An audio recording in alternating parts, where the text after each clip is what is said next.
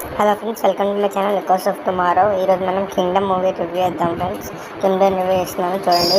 మనం ఒక షార్ట్లో ఇస్తాం. ఈ రివ్యూ అయితే నాకు అనిపించింది, నాకు నచ్చింది చెప్తున్నాను ఫ్రెండ్స్. మీరు ఎవరు దీన్ని సీరియస్గా తీసుకోవద్దు.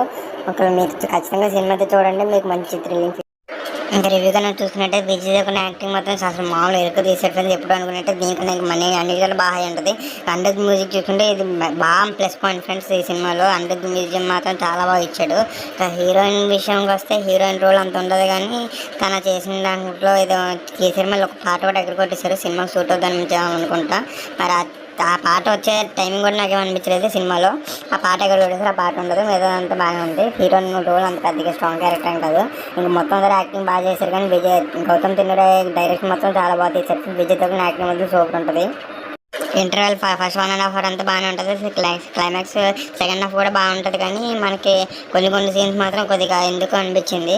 మరి సెకండ్ పార్ట్కి మాత్రం క్లైమాక్స్ మంచి ఎండింగ్తోనే ఇచ్చారని చెప్పొచ్చు. సో ఓవరాల్గా సినిమా చూసుకున్నట్టయితే సినిమా మాత్రం బాగుంది ఫ్రెండ్స్. బ్లాక్ బస్టర్ కొట్టుద్దని చెప్పొచ్చు. విజయ్ దేవరకొండ యాక్టింగ్ మొత్తం పీక్స్లో ఉంది.